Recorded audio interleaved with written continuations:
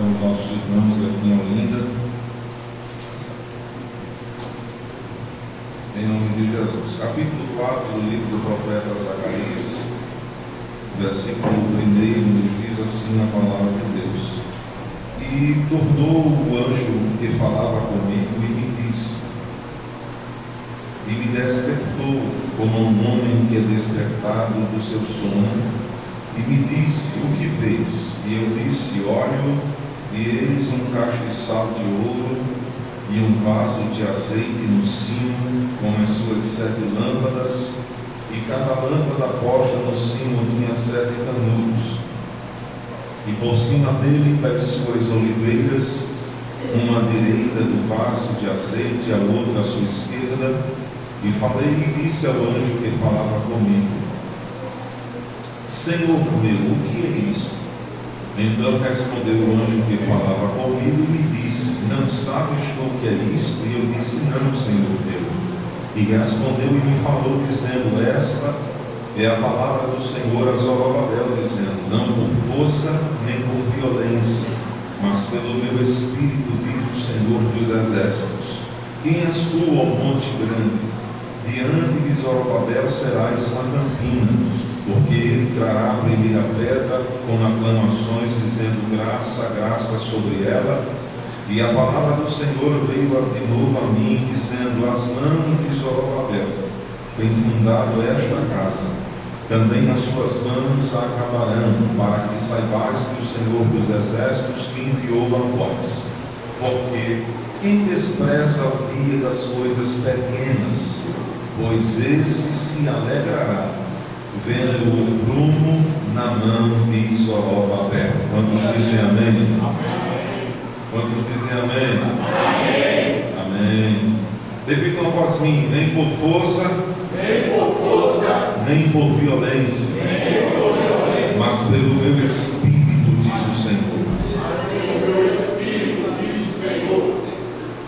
Esta expressão bastante conhecida dos irmãos da igreja, lida e citada no contexto de reflexão bíblica nos trabalhos de orações, de pregação, muitas vezes também aplicada diretamente ao pecador, à salvação, Muita gente se utiliza deste texto dizendo que a salvação nem é por força e nem por violência, mas pelo meu Espírito, diz o Senhor dos Exércitos. Foi a palavra que Deus deu em forma de visão ao profeta Zacarias, um dos profetas do pós-cativeiro babilônico, um dos profetas do pós-cativeiro babilônico. Quando falamos pós, é porque era depois. Foram profetas que vieram ou surgiram depois do cativeiro babilônico, o cativeiro de 70 anos, onde o reino do sul, capital de Jerusalém, esteve subjugado no cativeiro do Império Babilônico, através do rei da Babilônia, por nome de Nabucodonosor, que este invadiu Jerusalém por 3 vezes, levando o primeiro grupo onde estava o jovem Daniel e os 3 jovens famosos, Ananias, Misael e Azarias. Nabucodonosor também invade, no segundo grupo estava entre eles o jovem Ezequiel, e na terceira vez já estavam dentro da Babilônia, quando o rei da Babilônia invade Jerusalém pela terceira vez e agora destrói tudo. A cidade agora é destruída de maneira completa. O templo, os muros da cidade são bem abaixo, as cidades, tudo destruído, e Jerusalém agora se encontra arrasada. O reino do sul, que era composto por 2 tribos,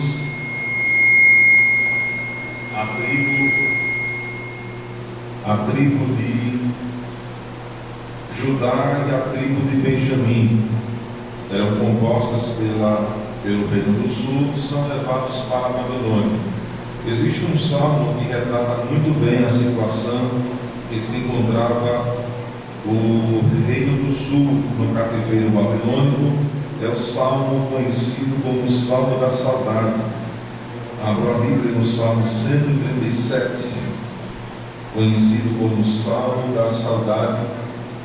Retrata bem o sentimento dos judeus durante o cativeiro da Babilônia, tendo saudade de Jerusalém. Junto aos rios da Babilônia, nos assentamos e choramos, lembrando dos milicianos.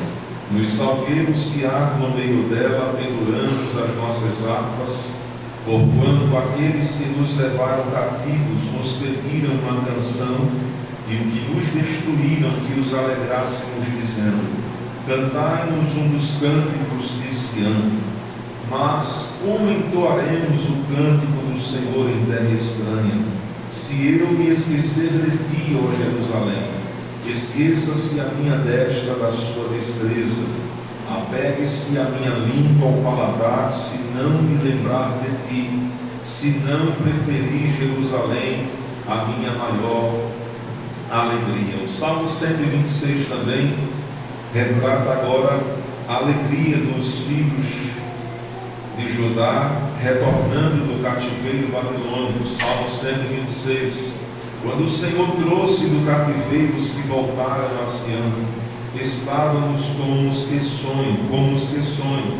Então a nossa boca se encheu de riso e a nossa língua de cânticos. Então se dizia entre as nações: grandes coisas fez o Senhor a estes. Salmo 137, retratando a saudade do povo, lembrando de Jerusalém, pois eram 70 anos longe da pátria, longe de Jerusalém, longe do templo. 70 anos, irmãos, não foram 70 dias, foram 70 anos no cativeiro babilônico, quando por fim o reino da Pérsia, por meio do rei chamado Ciro, dominou a Babilônia. E segundo os historiadores, principalmente o historiador Flávio José, nos conta que foi dado ao rei Ciro a escritura do rolo do profeta Isaías, o qual estava escrito uma profecia acerca do próprio rei da Pérsia. Há 210 anos atrás, o profeta messiânico Isaías profetizara pelo próprio Deus inspirado, dizendo que Deus levantaria um homem por nome de Ciro, ao qual traria a liberdade aos filhos de Israel para voltarem para reconstruir a sua santa cidade. Este rei ficou tão admirado, Ciro, em saber que existia uma escritura, uma profecia bíblica do Deus dos Hebreus acerca de si próprio, que resolveu abraçar a causa do povo judeu. Então, no primeiro ano do seu reinado, ele dá um edito para todo o povo judeu que estivesse exilado na Babilônia ou em qualquer local que quisesse voltasse para Jerusalém para a reconstrução da sua santa cidade. O rei Ciro não somente dá o edito para que o povo judeu voltasse para a reconstrução, como o próprio rei dá autorização de que saísse ouro imperial para que pudesse também ajudar na construção do templo de Jerusalém. O povo volta alegre, retratado pelo Salmo 126. A alegria, estávamos como os que sonham quando voltamos do cativeiro. E quando o povo chega finalmente em Jerusalém, a cidade estava destruída. Pode baixar para o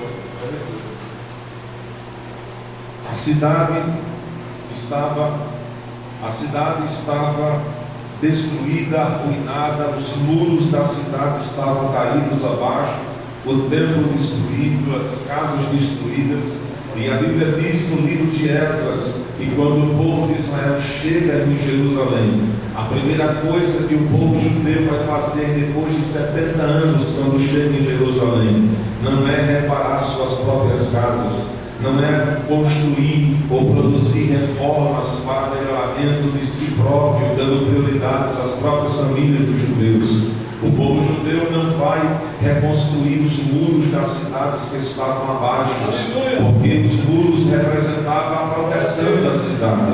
E enquanto o povo judeu estivesse lá construindo as casas, levantando o templo, qualquer inimigo que quisesse entrar em Jerusalém, sair de Jerusalém, poderia fazer, porque a cidade não tinha proteção, porque os muros foram destruídos. O povo não começa também pelo templo, porque não adiantava construir o Santíssimo Lugar, porque a presença de Deus jamais desceria na Arca da Aliança, como a Shekinah de Deus descia, se não existia o Santo Lugar. E Deus e o povo também não começa pelo Santo Lugar, porque o Santo Lugar onde estava a mesa dos pães da proposição, o altar do incenso e o candelabro, jamais poderia haver qualquer tipo de serviço se não existia ainda um sistema de sacrifícios de culto.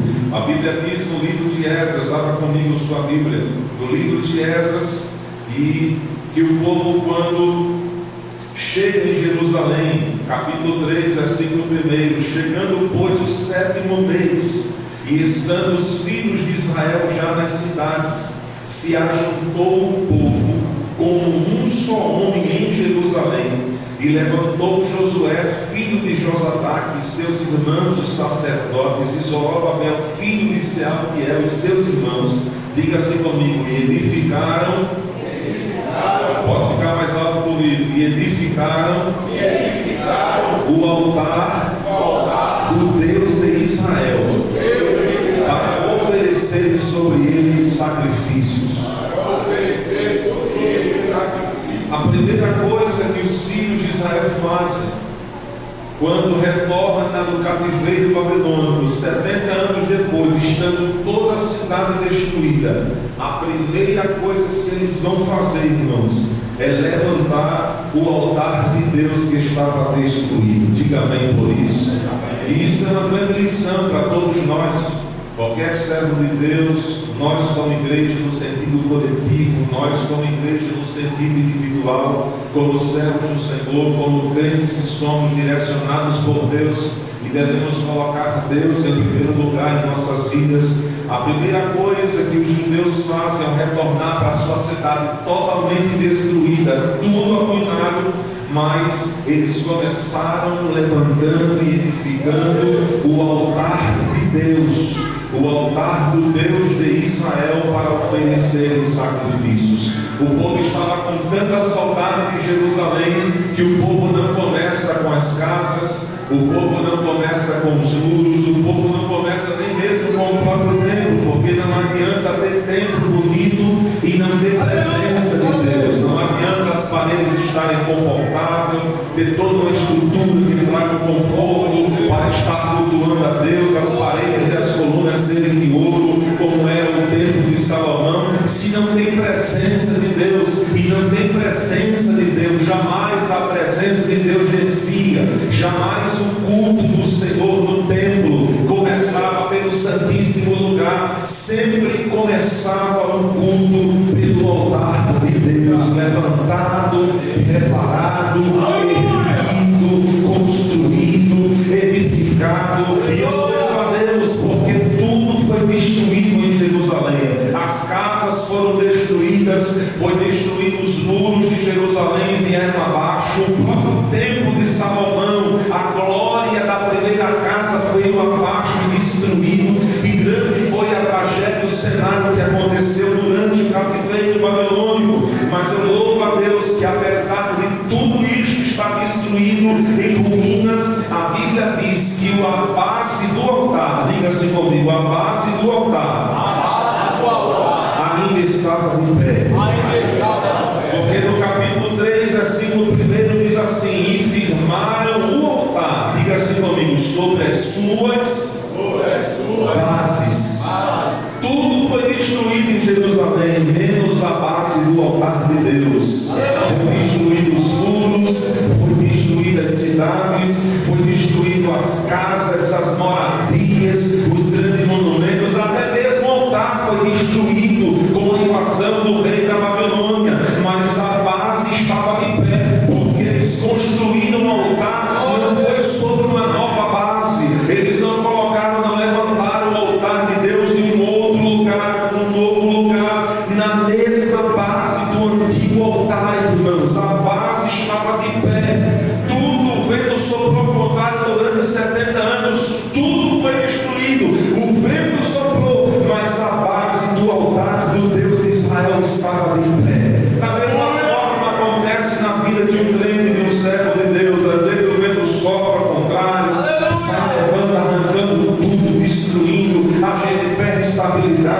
sente falta do tempo do passado, mas a base do altar, o inimigo não pode mexer nas nossas vidas, pode até mexer com a estrutura, mas a base do altar do Deus de Israel tem que estar de pé nas nossas vidas.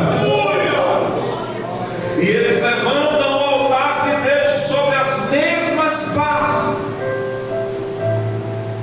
O altar não foi levantado em um novo lugar, conforme um outro modelo, no mesmo lugar, porque o altar de Deus ele tem um modelo, diga bem por isso, tem um padrão, e o padrão deste modelo do altar de Deus é o modelo da palavra do Senhor, que é a palavra de Deus nos dirige, nos direciona, não foi um novo modelo. Altar fala de adoração, irmãos. O povo queria lá saber de retribuir, o povo lá queria saber de conforto de casa, o povo estava com saudade de adorar o Deus de Jerusalém na sua própria cidade. Quando via a Shekinah de Deus descendo, o povo queria saber lá de estabilidade financeira, de casa bonita ou não. O povo estava com saudade de cultuar o Deus de Jerusalém, por meio do sistema sacrificial de cultos. Quando levanta o altar, não quer saber de nada. O povo estava lá adorando, com casa ou sem casa, com emprego ou sem emprego, com carro ou sem carro. O povo estava adorando ao Deus de Israel. Todo sacrifício, não tinha nem recurso, mas o povo que tinha, eles estavam oferecendo a Deus o melhor do Senhor. Deus é o povo, mas está aqui. E celebraram a Páscoa, celebraram a festa dos tabernáculos, da lua nova, as ofertas pacíficas, adorando, e o povo queria saber lá, irmãos, se estava favorável ou não, se estava bom ou não, se a cidade tinha muro ou não. A prioridade no momento em que o povo chega é Deus. O altar de Deus deve ser a prioridade de um crente que serve a Deus. O altar precisa estar de pé. O altar de Deus não pode ser abandonado jamais por um servo de Deus, por uma mulher de Deus, por um pai de família. Pode estar arruinado, você pode estar passando por um caos, mas a base do altar, o altar deve estar de pé dentro da sua casa. O altar deve estar erguido e reparado na sua vida. O altar de Deus é prioridade. Ah, mas o tempo não está bom, não importa, o altar tem que estar de pé. Ah, mas estamos em seca, em crise, mas o altar tem que estar de pé. Ah, tem recurso suficiente, não importa, o altar precisa estar de pé nas nossas vidas. Abraão era um homem de altar. Aonde Abraão chegava, irmãos, Abraão, a primeira coisa que fazia depois que arrumava a tenda, Abraão levantava um altar a Deus. E todo mundo sabia onde Abraão chegava, o Deus que Abraão servia, porque onde Abraão chegava, Abraão levantava logo o altar ao Senhor. Altar fala de identidade cristã. Um crente sem altar não tem identidade. Onde ele chega, ninguém sabe o Deus que ele serve, de que ocupação é a sua, de que povo ele é. É por isso que o crente ele chega com faculdade, escola, trabalho, aonde for, numa sociedade, na nova vizinhança, um ambiente social, ele primeiro tem que levantar o altar, porque o altar traz identidade, característica do Deus que ele serve. E alguém não diz assim, esse aí é crente, não vai perceber que esse aí é crente, porque ele já chegou levantando o altar. E crente que levanta o altar, onde ele chega, ele é respeitado, porque ele já trouxe características de quem ele é, do Deus que ele serve. Aleluia! No dia que Abraão abandonou o altar, Abraão se prejudica todo. Abraão resolve descer ao Egito por causa de uma fome grande. Foi, irmãos, o que aconteceu, quase que põe em risco a promessa, a aliança que Deus faz com ele. E de lá do Egito traz um presentinho chamado de Agar. Até hoje vai um prejuízo na história dos filhos de Ismael. Os árabes, o Oriente Médio em guerra até hoje por causa do presentinho, porque um homem de Deus resolveu abandonar o altar por causa de uma fome na terra e descer ao Egito para buscar refúgio. Mas a Bíblia diz que depois que Abraão volta do Egito, o tempo não dá para mostrar, ele volta para o mesmo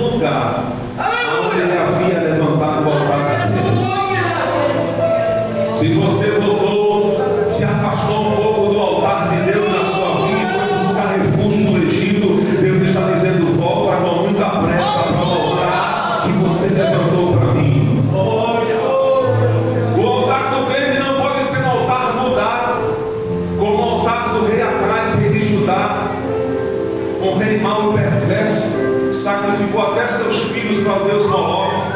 Um rei tão cruel, perverso, incrédulo, que foi dar uma volta lá em Damasco, capital da Síria, e achou bonito, irmãos, o altar que tinha lá.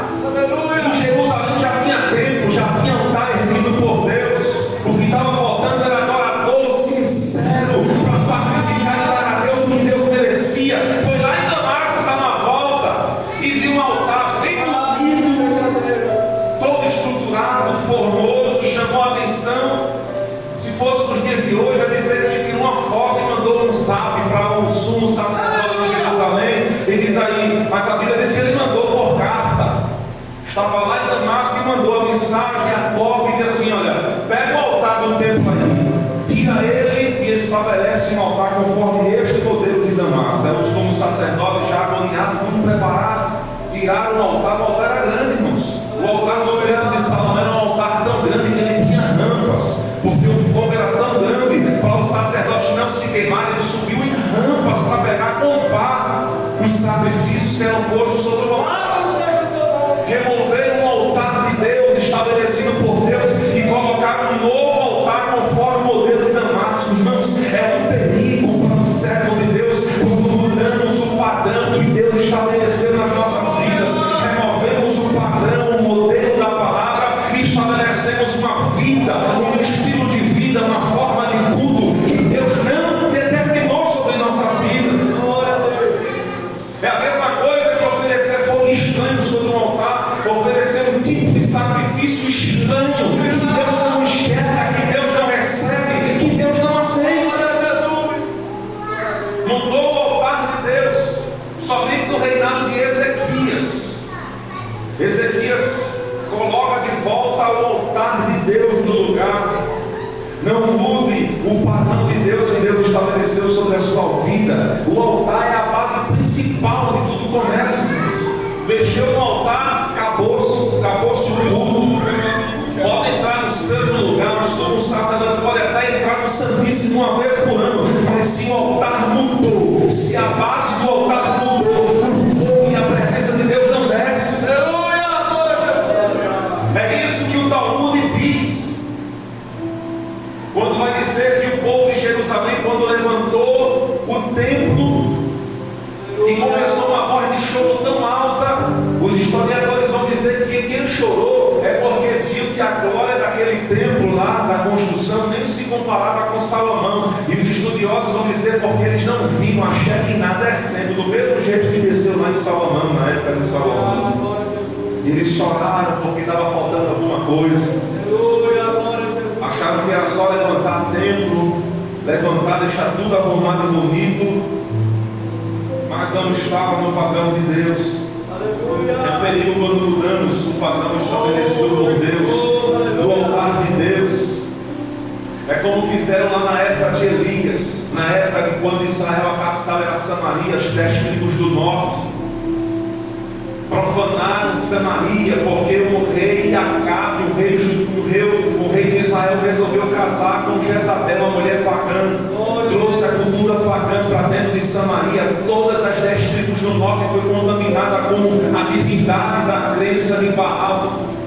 E isso foi tão grande que depois das alianças políticas do Reino do Sul fizeram com o Reino do Norte, trouxe também a idolatria para todos os dois reinos. O Reino do Sul e o Reino do Norte estava contaminado, principalmente Samaria, as 10 tribos do norte.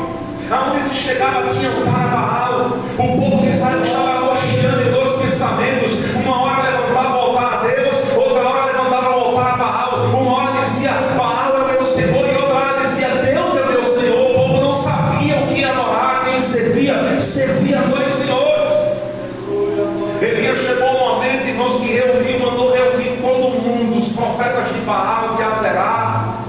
Mandou chamar ainda aqueles cristãos que estavam lá, os hebreus ainda, que estavam buscando em dois pensamentos. Vamos lá para o Monte Carmelo.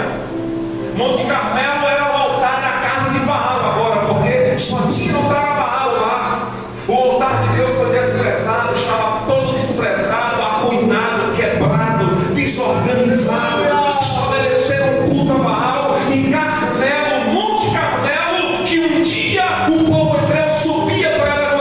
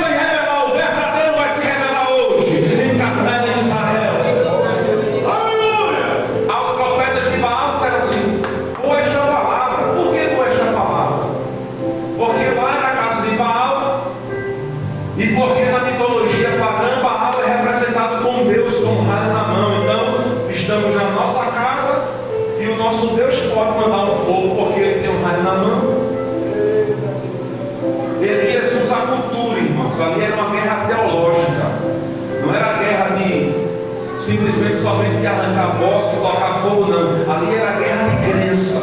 Deus levando o profeta Elias, não é para tocar fogo em poste, queimar, não. Era para desfazer a crença, porque o povo de Israel estava crendo. Quando o povo de Israel diz assim, Baal é o meu Senhor, é porque eles estavam crendo. Porque Jezabel implantou nas escolas naquela época que se ensinava para os cristãos, para as crianças, para os jovens, que tinha mais de um Deus, e que Baal era Deus da chuva, Deus da ressurreição, o Deus da fertilidade.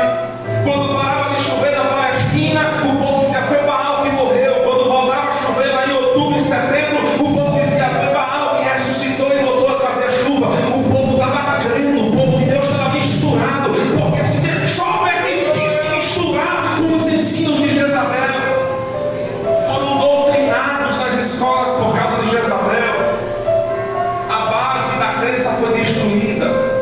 Existia uma guerra teórica, teológica. O povo de Deus, os jovens, não sabia mais quem era Deus, se tinha mais de um Deus. E começou lá os profetas de Baal de Azerá, levantaram um altar, começaram a fazer os sacrifícios em volta, rodeando, se mutilando. De repente Elias só dava uma gracinha dizendo, clama mais alto. Quem sabe o Deus de vocês não tira uma férias ou está dormindo. E o povo lá virando a noite, pulando, se cortando. Quando foi a vez do profeta Elias, a Bíblia diz que o altar do Senhor estava quebrado.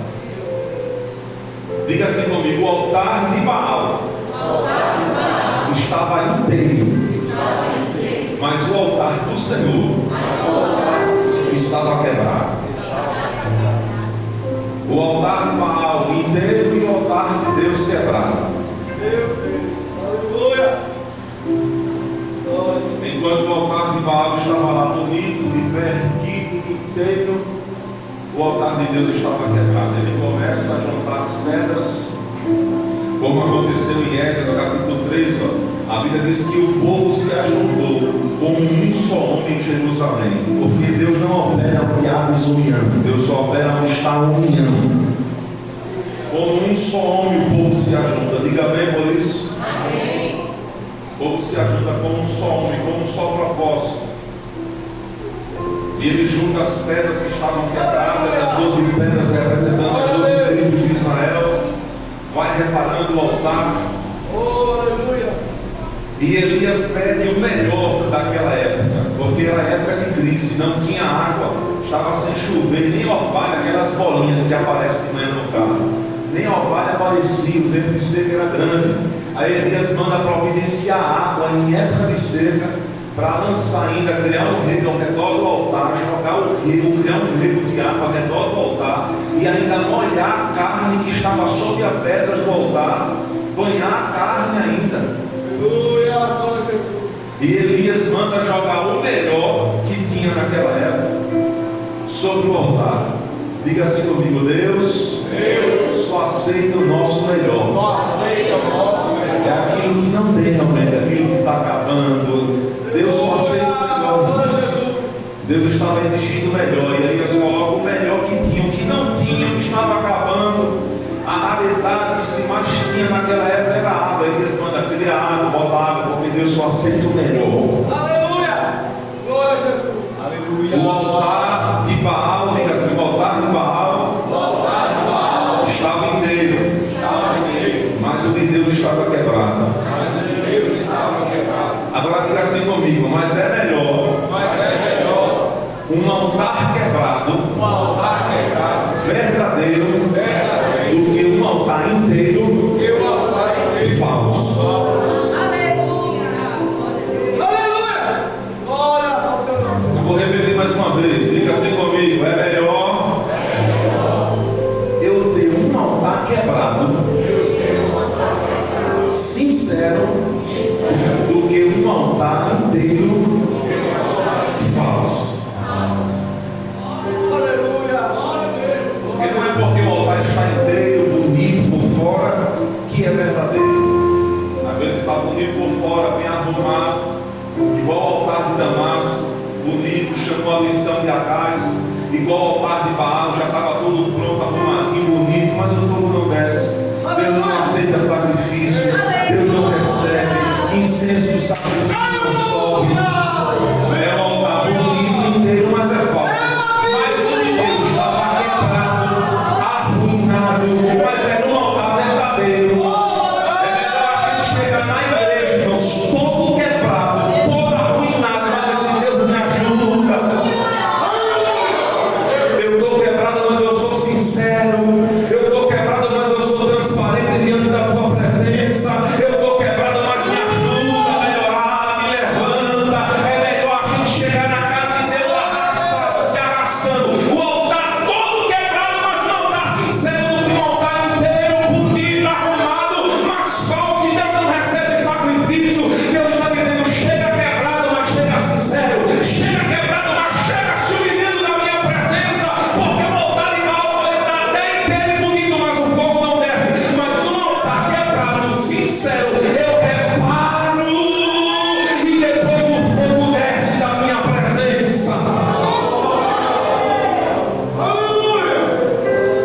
O altar desce, a presença de Deus desce, porque às vezes o que está faltando muitas vezes na nossa vida é somente um pouco de comunicação.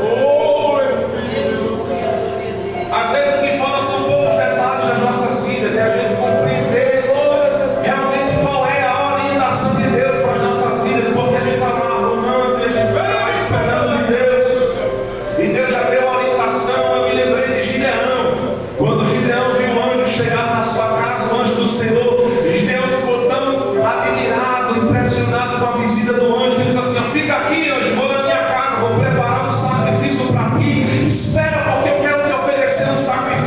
Porque Gideão sabia que altar de Deus, se Deus responde, Deus só responde com fogo consumindo o sacrifício sobre o altar. E Gideão queria uma resposta: Deus, se é tu que estás realmente comigo, se é tu mesmo que estás falando comigo, me responde com sacrifício, porque eu sei que se tu és Deus que está falando comigo, tu vai responder com fogo, consumindo todo o altar, todo o sacrifício sobre o meu altar. Aí o anjo diz a Gideão: vai lá, prepara o meu presente e volta, porque eu daqui eu não saio enquanto tu não me trazeres o meu presente. Às vezes Deus espera, irmãos.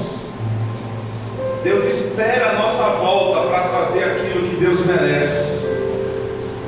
O anjo desce e vai lá: vou te aguardar.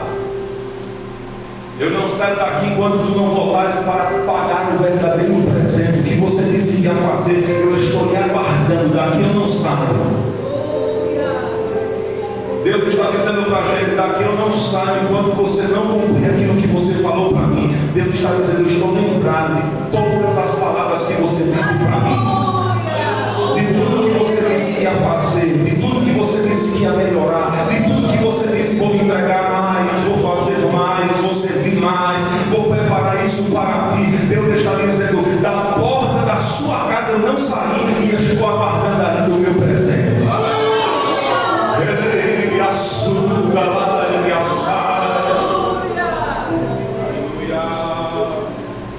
Gideão volta para casa, prepara todo o sacrifício e volta. Quando Gideão chega nas carreiras, estava tão preocupado em entregar a Deus que se esqueceu dos detalhes. Gideão coloca debaixo do carvalho o sacrifício, debaixo de uma árvore, no chão, e fica olhando para o anjo. Olhando para o anjo e faz o sinal para o anjo: daí, já trouxe. E o anjo parado. Faz alguma coisa, o anjo parado. Quem sabe Gideão: cadê o fogo? O que está acontecendo? Está faltando o quê? Fiz tudo certinho. Aí o anjo diz a Gideão: Gideão, o sacrifício tira do chão. Aleluia! Pois não, Senhor. Coloca sobre o altar. Porque quem recebe sacrifício no chão é demônio.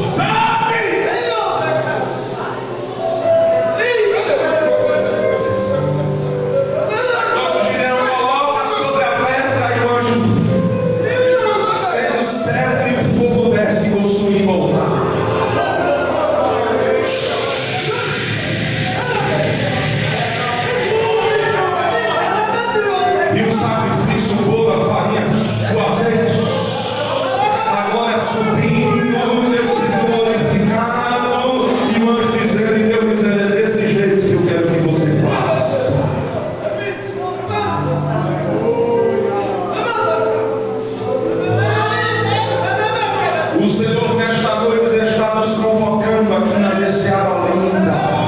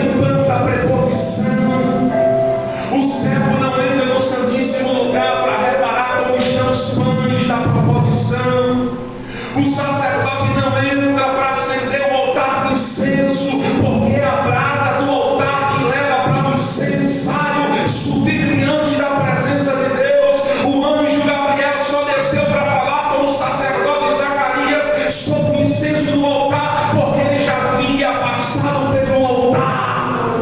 A oração só sobe quando o altar está reparado, a candelabra e a menorá só permanece acesa, porque o altar começou o culto pelo altar. É por isso que Deus disse em Levítico capítulo 6, versículo 13: deixa Abraão, Moisés e Arão, o fogo precisa continuamente estar aceso, e de maneira que não poderá se apagar o altar,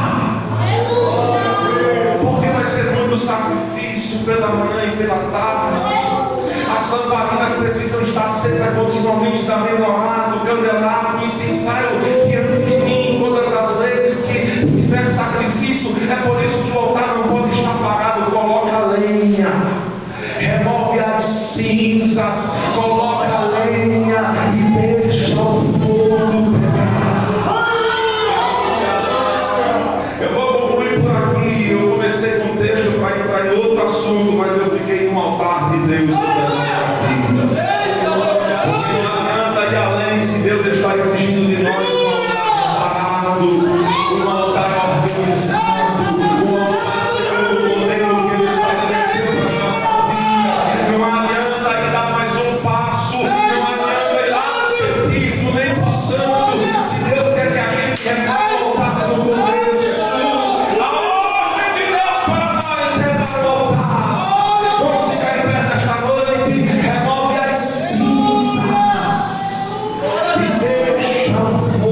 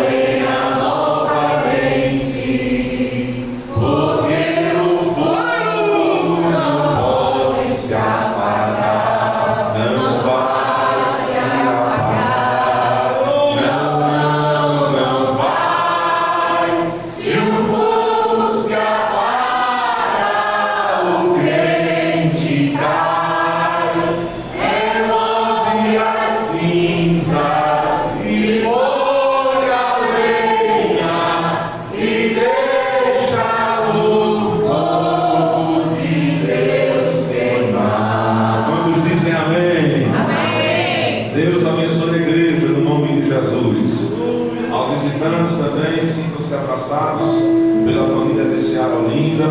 Volte mais uma vez. Glória a Deus por isso. Amém. Deus continue abençoando os seus servos, sua igreja, no nome de Jesus. Agradecemos aos pais, aos jovens, à coordenação do JARS, pelo belo trabalho realizado hoje à tarde, na Regional 4, na congregação em Casa Amarela, um trabalho feito lá na congregação, mas um trabalho em toda a Regional 4, foi uma bênção. Nos atrasamos um pouco, chegamos aqui, não é? Nós estávamos ali à tarde, junto com vários irmãos aqui também presentes, pais, jovens, foi uma bênção para a glória de Deus, amém? Segunda-feira, o ponto de pregação, haverá um culto evangelístico na rua Castro Alves. Procure a direção da campanha, os obreiros locais para estar informando amanhã. Os irmãos dispostos estejam lá também no culto evangelístico amanhã à noite. Terça-feira à noite, culto de ensino. Será o próximo estudo do Evangelho de Jesus Cristo, segundo escreveu Marcos. Amém? Os irmãos venham para cá, estaremos aprendendo a palavra do Senhor. Depois, quarta-feira, ciclo de oração, o dia inteiro aqui na congregação. Quinta-feira, EBD. Sexta, culto da campanha. Venha também participar do trabalho, em nome de Jesus. Os pais. Amém. Ô filha, aqui no microfone. Pronto. A irmã Ana. Vai trazer uma palavra rápida aqui para a igreja. Quando ela trazer, a gente faz a oração, agradecendo o trabalho, no nome de Jesus.